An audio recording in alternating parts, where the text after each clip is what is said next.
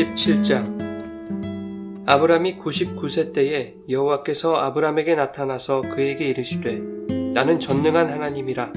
너는 내 앞에서 행하여 완전하라. 내가 내 언약을 나와 너 사이에 두어 너를 크게 번성하게 하리라 하시니, 아브람이 엎드렸더니 하나님이 또 그에게 말씀하여 이르시되 보라, 내 언약이 너와 함께 있으니 너는 여러 민족의 아버지가 될지라. 이제 후로는 내 이름을 아브람이라 하지 아니하고 아브라함이라 하리니, 이는 내가 너를 여러 민족의 아버지가 되게 함이니라. 내가 너로 심히 번성하게 하리니 내가 내게서 민족들이 나게 하며 왕들이 내게로부터 나오리라. 내가 내 언약을 나와 너 및 내 대대 후손 사이에 세워서 영원한 언약을 삼고 너와 내 후손의 하나님이 되리라.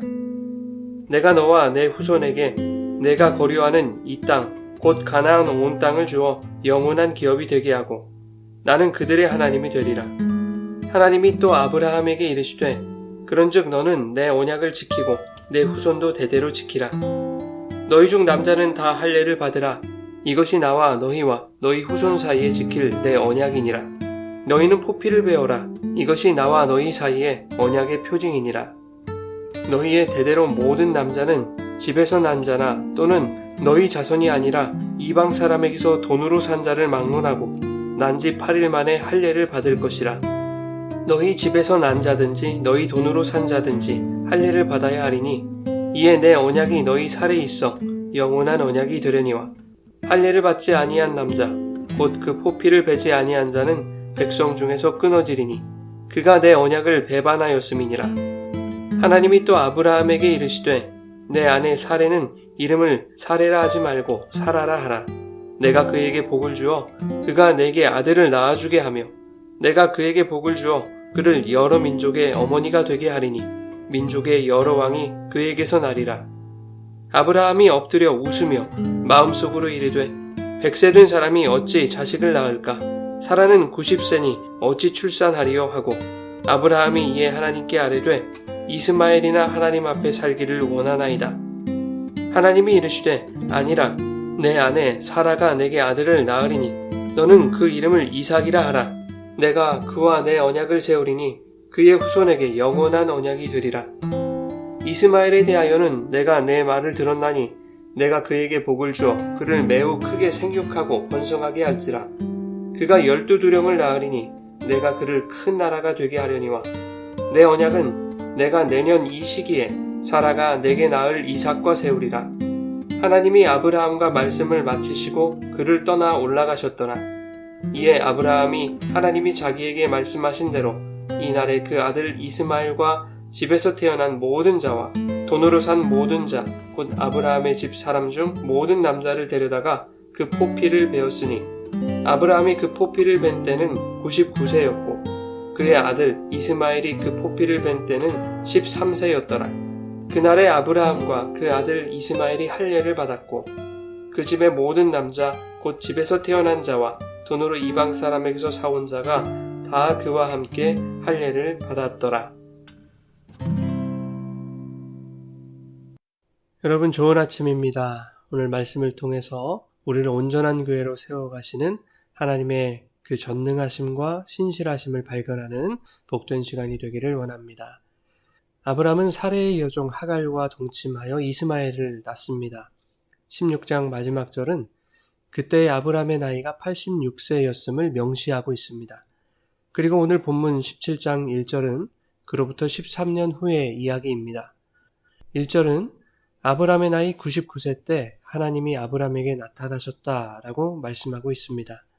이것은 지난 13년 동안 하나님이 아브람에게 나타나지 않으셨다라는 것을 역으로 설명하고 있는 것이기도 하죠.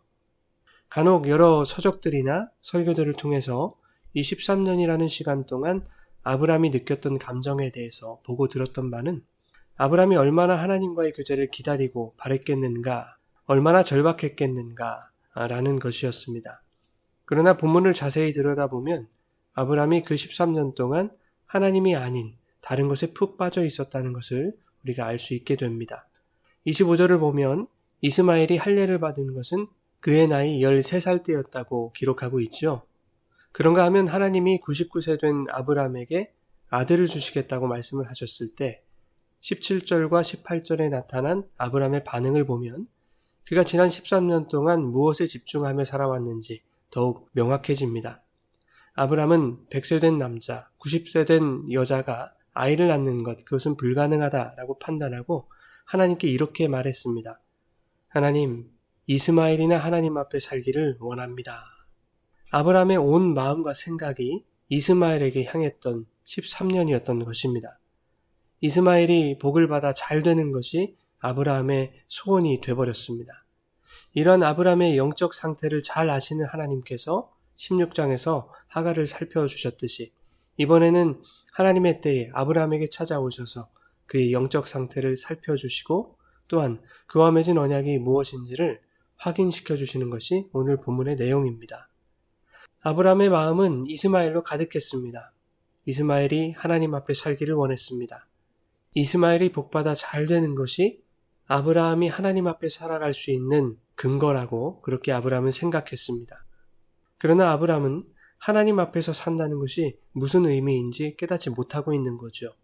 그래서 하나님은 본문 1절에 99세 된 아브라함에게 나타나셔서 이렇게 말씀하십니다.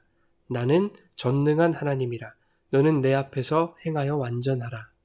전능한 하나님이라고 하는 말은 엘샤다이입니다. 전능하다라는 말은 충분하다라는 뜻이죠.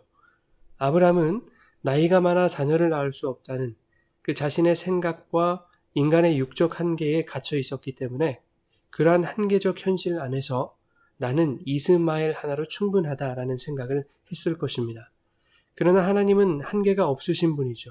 인간의 육적인 한계가 하나님의 전능하심을 제한할 수 없는 것입니다. 하나님의 전능하심이라는 것은 하나님 자신이 충분하다고 여기시는 것을 하나님 스스로가 이루시려는 능력입니다. 인간의 한계와 불가능에 부딪힌 아브라함을 이대로 내버려 두시는 것은 하나님에게 있어서 충분함이 아닌 것입니다.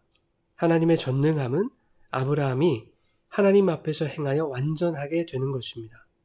이 말의 원어적인 뜻을 보면 하나님의 얼굴 앞에서 걸어가는 그 삶이 하나님 보시기에 흠이 없는 삶이라는 뜻입니다. 아브라함 자체가 흠없이 완벽한 자가 된다는 뜻이 아니라 그는 여전히 한계와 연약함 투성이이지만 항상 그를 주목하여 바라보시는 하나님의 시선과 인도하심 안에서, 즉 하나님의 언약 안에서 서툴지만 하나님의 약속을 믿고 발걸음을 내딛는 것입니다. 마치 아이가 아버지에게 처음 자전거를 배울 때 아빠가 뒤에서 단단히 붙들어 줄게 이렇게 약속하며 앞을 보고 페달을 힘차게 구르면 너도 할 수 있을 거야 라고 격려하는 그 아빠를 신뢰하며 아이가 서툰 페달질을 하는 것과 같습니다. 뒤에서 바라보는 아빠는 서툴지만 아빠를 믿고 열심히 페달을 구르는 그 아이의 모습이 대견하고 사랑스러운 것이죠. 이것이 바로 전능하신 하나님 앞에서 행하여 완전하게 되는 것입니다. 아브라함은 육적인 한계에 갇힌 불가능한 인간이었습니다. 그러나 아브라함의 뒤에서 그의 삶을 붙들고 인도하시는 하나님은 한계나 불가능이 없으신 분이죠. 그 하나님이 자신의 전능함을 당신의 언약으로 이루시겠다라는 것을 2절 말씀으로 확인시켜 주십니다. 내가 내 언약을 나와 너 사이에 두어 너를 크게 번성하게 하리라 하시니. 아브라함의 번성은 그가 집중하고 있는 이스마엘에게 달려있지 않습니다. 하나님의 언약에 달려있는 것이죠. 이스마엘에 집중하는 삶을 살아가던 그 아브라함에게 하나님은 당신의 언약을 상기시켜 주시며 하나님, 이스마엘이나 하나님 앞에서 살기를 원합니다. 그것으로 나는 충분합니다. 라고 말하는 그 아브라함에게 나는 그것으로 충분하지 않다. 내 언약은 이스마엘이 아니라 사라에게서 태어날 그 아들 이삭과 세운 언약이다. 라고 하나님은 말씀해 주고 계십니다. 그러니 그 언약을 믿고 아브라함 내가 여호와 앞에서 살아가는 인생이 되어야 한다라는 것을 말씀하고 있는 것이죠. 한편 하나님은 아브라함에게 할례를 명하셨습니다. 할례라는 것은 육적인 씨를 의미하는 남성의 생식기 일부를 잘라내는 것입니다. 즉 할례를 행함으로 인간의 생육과 번성은 육적 자손, 즉 이스마엘에게 달려있는 것이 아니라 하나님의 언약 안에 있는 그 자손에게 달려있다는 것을 이 할례라는 표징으로 다시 한번 가르치고 있는 것입니다. 여러분, 신체의 일부를 잘라내는 것이 얼마나 고통스러운 일이겠습니까? 그것처럼 아브라함이 자신의 충분과 만족으로 바라봤던 그 이스마엘에게서 시선을 돌려 인간의 육체적 한계 때문에 불가능해 보이던 그 언약의 자손을 기대하고 바라본다는 것은 대단히 고통스럽고 어려운 일인 것이죠. 그러나 하나님은 당신이 택하신 자녀들이 그런 고통과 어려움을 통과하기를 바라시는 것입니다. 하나님 앞에서 그분의 언약을 믿고 서툰 걸음이지만 한 걸음 한 걸음 걸어가기 원하시는 것입니다. 그 걸음걸음에 때로는 두려움이 찾아오고 고통이 따를 때도 있겠지만 그 걸음 뒤에 모든 인간의 한계와 불가능을 초월하시는 하나님 아버지가 굳게 붙들고 계시기에 아브라함은 그리고 교회와 성도는 하나님 앞에 행하여 완전하게 될 수 있는 것입니다. 하나님은 아브라함의 이름을 아브라함으로 사레의 이름을 사라로 바꾸어 주셨습니다. 열국의 아버지, 여러 민족의 어머니라는 그 이름은 하나님이 그들에게 목적하신 바를 충분하게 이루시겠다는 하나님의 의지가 담겨 있는 것입니다. 하나님은 오늘 우리에게도 새 이름을 주셨습니다.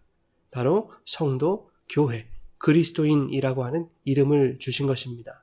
그 이름을 주신 것은 하나님의 언약 안에서 바로 우리가 진정한 성도와 교회로 그리스도인으로 설 수 있도록 또한 하나님 앞에서 점도 없고 흠도 없는 자들로 지어져 가도록 하나님이 우리의 삶에서 당신의 전능하심을 나타내 보이시겠다는 것입니다.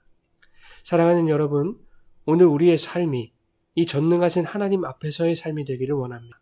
여전히 부족하고 연약한 우리들이지만 우리를 흠없는 존재로 완성시키겠다는 주님의 언약과 그 언약을 이루기 위하여 우리의 등 뒤에서 전능하신 손으로 붙드시고 도우실 그 주님을 굳게 믿으며 오늘도 서툴지만 최선을 다해 거룩과 성실의 페달을 구르는 하나님 앞에서 행하여 완전하게 살아가는 우리의 삶이 될 수 있기를 예수님의 이름으로 축원합니다.